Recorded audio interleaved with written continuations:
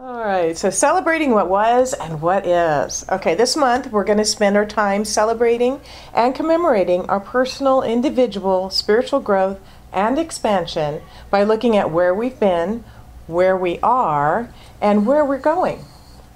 And I can assure you that this is going to be a really powerful, powerful month. If you would like to see your past, your present, and your future in new ways. And these are ways that will support and empower the value of your past, the incredible nature of your now, and your amazing future. All of which are, of course, part of your journey of expressing the God of your being in the highest possible way. So I think this month is going to be very personal to each and every one of us, and we're going to start that right now. What I'd like you to do is think back. Think back to before you found your spiritual path, before you really began on your spiritual journey. I know that's hard for you because when you came into this world, you already knew you were on it. But for some of us, that was more than 50 years ago. For some of us, it was 30 minutes ago when you walked through this door. Some of us choose every day to start this over again. But I think for most of us, it's somewhere in between. But something that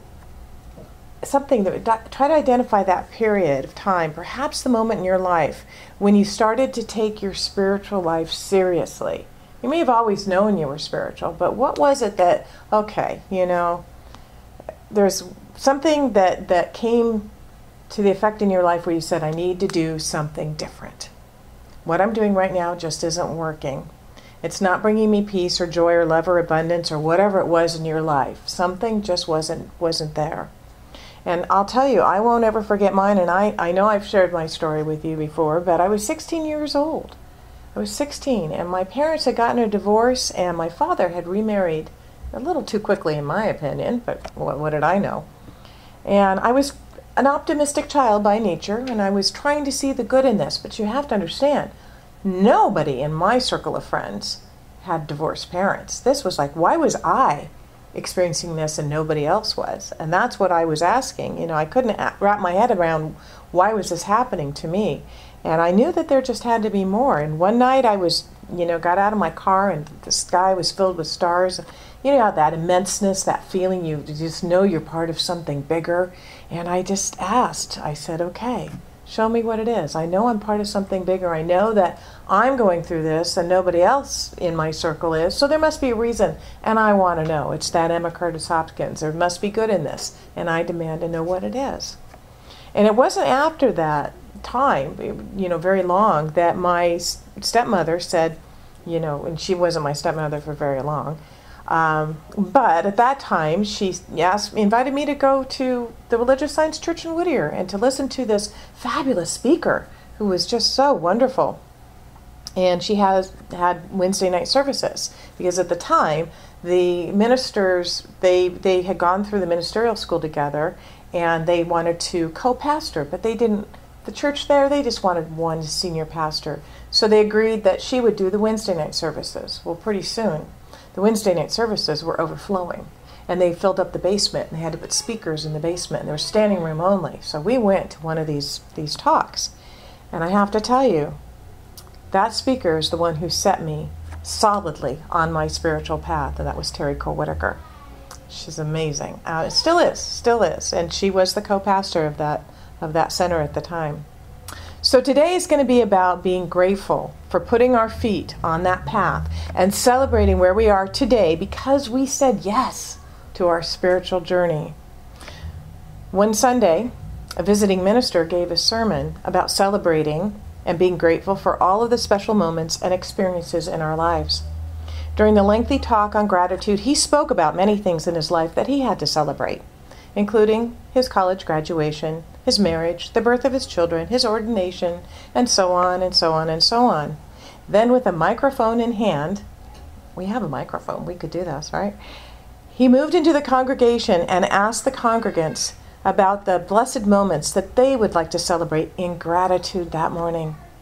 Sir, he said, cheerfully as he addressed one gentleman, can you tell us about the special moment in your life that you would like to celebrate right now? Yes, came the quick reply. I would like to celebrate the one time I went to church and we had a short sermon and we got out on time. I've shared that before, but it's good. It fit with this sermon. I don't believe that anyone would really say that about coming here. We usually get out either on time or maybe even a little early sometimes. I know, too, I have to admit that I don't even come close to having the longest service ever recorded, or the longest sermon, right? If you're interested in knowing what the longest sermon was, that was delivered in West Richland, Washington in 1955. It lasted 48 hours and 18 minutes. Yes, and a congregation of 8 was still present at the sermon's end. It was probably his wife, his children, maybe his mother, I don't know. Well, today won't be the shortest, but we don't want to vie for the longest either, so we're going to get at it here. We're going to get moving. So the first thing we're going to look at is being grateful for what got us on our spiritual path. We're going to look at what got us on our spiritual path and then be grateful for that. And it's going to might touch some personal points here. And it's going to start today. So take a moment with me to think about your spiritual journey and the moment that puts you on it. And if you're like me, there may have been some pain involved with that moment or some uncomfortableness, because a lot of times that's how we get motivated to change or do something, as when something isn't quite working the way we'd like it to be. It's quite the motivator. I'm not sure if I would be seeking answers at 16 if my parents had stayed together and if everything was just going along jolly good, would I? No, probably not. So I would love to invite you to feel into with deepest gratitude, whatever event or experience or time period or whatever it was that got you on your spiritual journey. Now I'm going to say that you may never have felt gratitude for that before, because it could have been a deeply challenging experience. And I get that. I totally understand that. I really do. This morning I'm inviting you into a new way of being with it, just for this moment. You can pick up your pain and anger and upset or whatever you have, other emotions, and take it with you later if you want to. But just for this moment, I want you to recognize and feel grateful for that experience that puts you and puts your feet on the path of your spiritual journey. Just for a few moments, feel gratitude as you hear this beautiful song, and I'm hoping that it plays. So on this day when I think of my father and I see his face, this is Karen Drucker. Gratitude. So I give this song to him.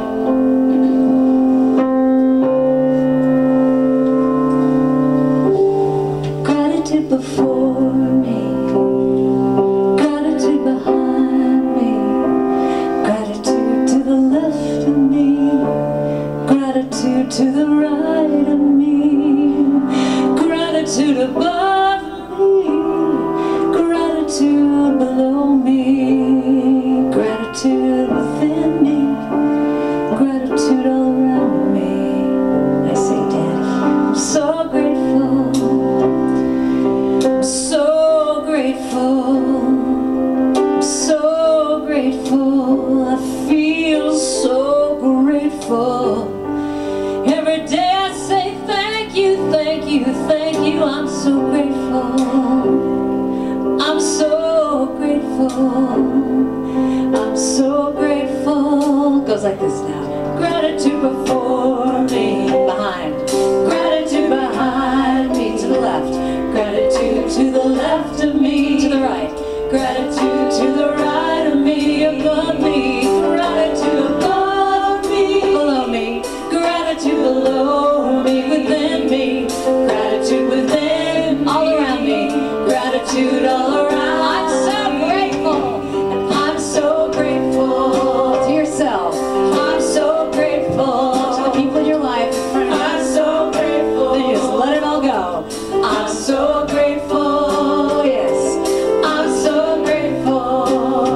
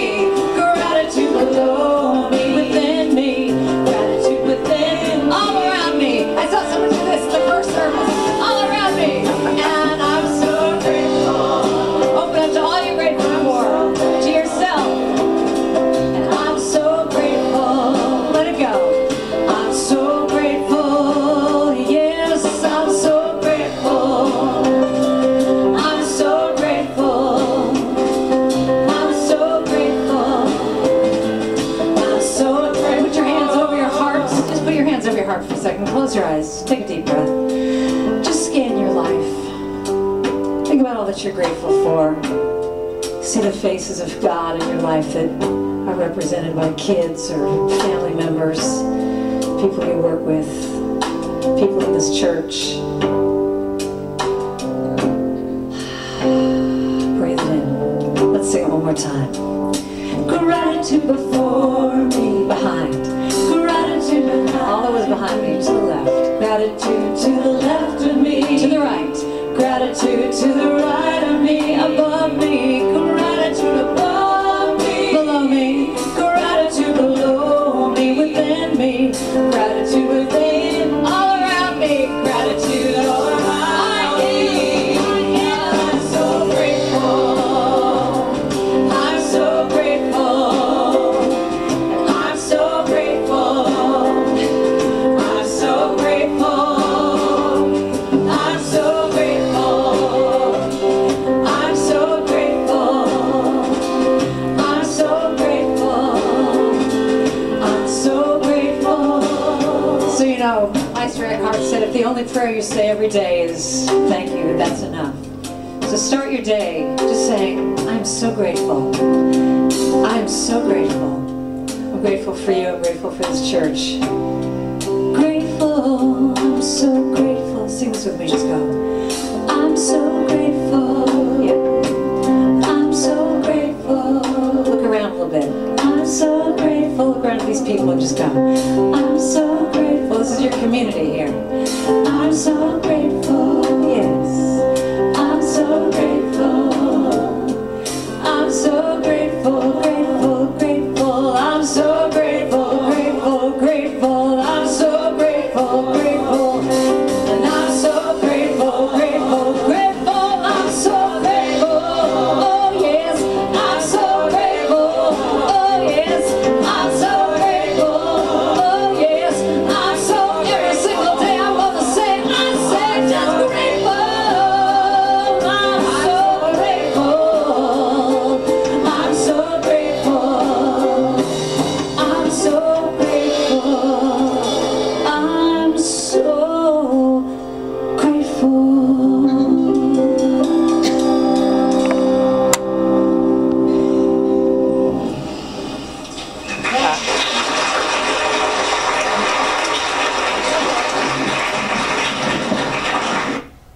Okay, that was pretty awesome, huh? It's pretty awesome. I think that that really powerfully prepares us to be deeply grateful for what is now. And I've made an interesting observation about myself over the 30 plus years of practicing this amazing faith, philosophy, and way of living that we call religious science. As I've shifted and I've grown and I've emerged, becoming more and more of who I really am.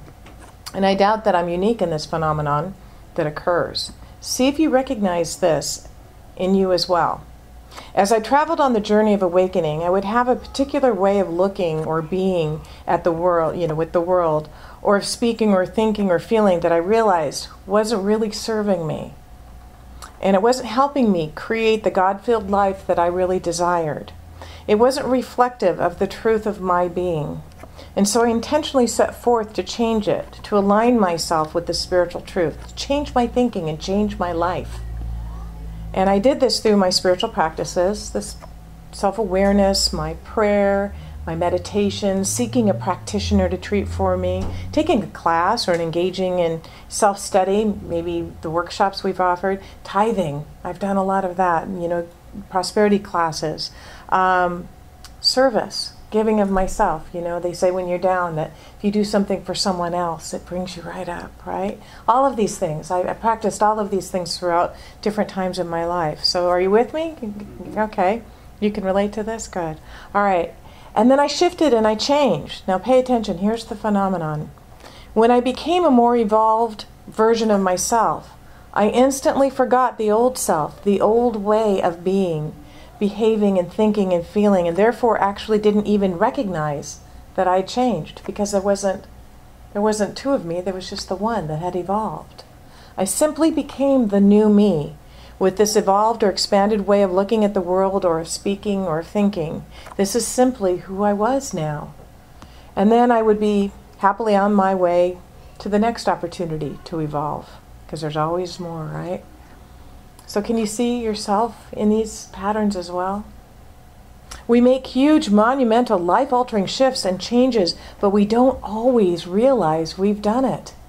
We don't always realize we've made that great leap, let alone take the moment to celebrate it in gratitude. And it's only in those moments when we consciously choose to reflect on where we've been and where we are now that we are stopped in our tracks. And frankly, we're bowled over. Holy cow, look at the changes. Look at where I was and look at where I am. I am completely different. I don't have those old thoughts running through my head anymore. They're gone. Where did they go? When did I stop being so afraid? When did I start responding to life differently? I feel so much better about life right now than I did. I now have a stronger relationship with Spirit. How cool is that? Isn't that cool when you realize that? Can you relate to that? Dennis Merritt Jones, in his book, The Art of Being, writes, "Give yourself the gift of a sacred moment in the now. With great and clear intention, contemplate and connect with the miracle of life where God is always present. Celebrate your unity with God and truly be in awe. The word awe is the root from which the word awesome comes. And that is what you really are. Not because I say so, but because God is awesome. And what God is, so too are you. It's just a matter of time to think about the wonder of it all. It's about taking that time to be in gratitude and think about it. I want us to take a few moments now to think about the wonder of it all. Actually, the wonder of you, and celebrate what is. So, here's what I will ask a few people to do. This is a congregate participation time, and I know I run the risk of the preacher in my earlier story, and so be it. Let's hope we don't hit that. But in 25 or fewer words, tell us one thing you celebrate about who you are today. In 25 words or less, fewer. Tell us one thing you celebrate about who you are today. One area where, as you look back on your journey of evolution, you see that you have so shifted and expanded in life. We don't need the story about the journey. Just how are you different? How are you more expanded? How are you clear about who you are? And this is not a time to be shy or retiring here. We want you to toot your own horn. It's okay to do this. In fact, it's wonderful if you want to toot your own horn here. And after each person shares, we're going to collectively say, yes, you are. Okay? So, who would like to share? We've got Larry first, and then Thelma. Okay. I never look back. I always look forward. Okay. Back, what happened yesterday is gone. And so you look forward, and you look forward straight on, and so you become in the moment. In the moment. Yeah. Okay. Unlimited. And what do we say to that? Yes, you are. Thank you. Thelma. Mine started years ago, I don't know how many, and as you said, it was a very low part of my life, and mine started purely with meditation. Okay. And I learned from meditation that there are other things out in the universe and the world that came to me and that I wasn't alone. And then slowly, and I would get answers, and then slowly became spiritually, and then I came to Nesta with Suzanne. I had gone to a lot of other churches, but this one is very intimate, very personal, and I really enjoy it. But I feel now, and I know, between meditation, which is like a prayer, that we are not alone, and we can always get help from the universe. So you are always supported by the universe, and we say, yes, you are. Okay, anybody else want to share? Derek. Sure. I love to make people laugh. I love to laugh. I always figured that a good laugh will make everything better. I go out of my way to try to make people smile and to laugh and to, pick up their spirits. And I think that's my gift. It's just a gift of laughter. And so you've discovered the joy of laughter and sharing. Yeah. You are a vessel for sharing joy. Mm-hmm. And we say, yes, you are. Thank you. All right. Anybody else? Okay. Well, I discovered that I'm always my best self at any time. That you choose to be. I'm always just my best self. And we say to that, yes, you are. Thank you. I used to see everything in black and white, in absolutes. I had really strong feelings about other people's faults. And mine too. I was very hard on myself. And I've known tremendously. I see the world as a much kinder and gentler place than I used to view it. And you view the world, and you've become a kinder and gentler person. I believe so. Well, I Yes. think she always was. Yes. And we, so get together, we tell her, yes, you are. All right. So that's fabulous. Thank you all for sharing. Oh, Ginger? When I was a teenager, I found this book in a secondhand store, The Magic of Believing, and I came from an abusive family, and it helped raise me up above that. So you realize that your value as a child of spirit, a child of God, and you know what a valuable person that you are. And I just read that book, Right. And you know the power of your belief. And together we tell her, yes, you are. Beautiful. Thank you all. Okay. So Dennis Merritt Jones tells us in The Art of Being that Sangha is not a building. It is a consciousness held by a collective group that welcomes, celebrates, and honors you just the way you are. You know it because it's as if you have walked into a wall of love, immersing you in the most amazing way. So I trust that all of you who shared feel that way, and merely by experiencing it, we all do. What you shared allowed us all to experience that. Now we're going to pause for just a few moments and celebrate in community one another. So I'd like everyone to please stand up. I'd like you to hold your hands out as an extension of your energy, your love, your joy, your celebration, your gratitude for where you are right now in your life and where the people in this room are in their lives. I want you to fill the room with the energy of your gratitude and celebration. Feel yourself sending it out to one another, and then feel yourself receiving it. Breathe it in. Breathe it in again. One more time. Now give yourselves a standing ovation. I want to say thank you to each and every single person who has had a hand in any way, shape, or form in creating this community and making it what it is. Turn to the person next to you and say, thank you for having a hand in bringing us to this moment. Thank you for having a hand, for bringing us in this moment. And then say, you're welcome. You are welcome. You don't have to go into a long story about how you really haven't done anything or that much, because your presence here is enough. That's all it takes. Gratitude is such a powerful thing. It's such a powerful causative emotion. In reading Wallace Wattles' great work, who's read this? The Science of Getting Rich. Anybody read The Science of Getting Rich? I pull it out every now and then. I love the way that they wrote back then. Wallace Wattles, The Science of Getting Rich. Okay.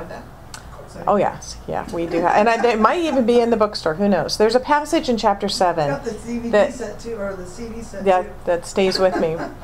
He says, gratitude does bring you more good, but that is not the only reason to practice gratitude.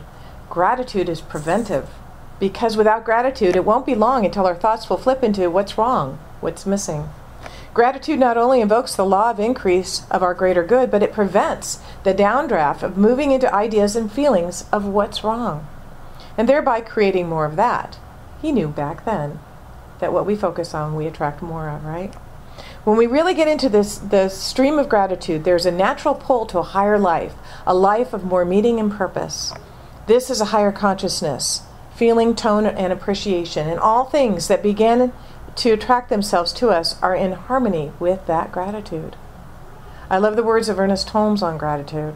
And this is at page 497, close to the end of the book. He says, an attitude of gratitude is most salutary and bespeaks the realization that we are already in heaven. Wow. We are already in heaven. I love that. So thank you for participating in that gratitude bath that we just had here this morning. I want to bring bring our time together to a close by sharing with you a writing called I Put My Hand in Yours by that great author, Anonymous, right? All right. And it speaks of the power of the collective that we have experienced here this morning. And that we've experienced every time we come together as a community.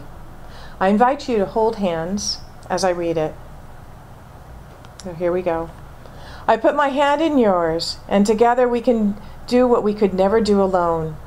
No longer is there a sense of hopelessness. No longer must we each depend on our own unsteady willpower.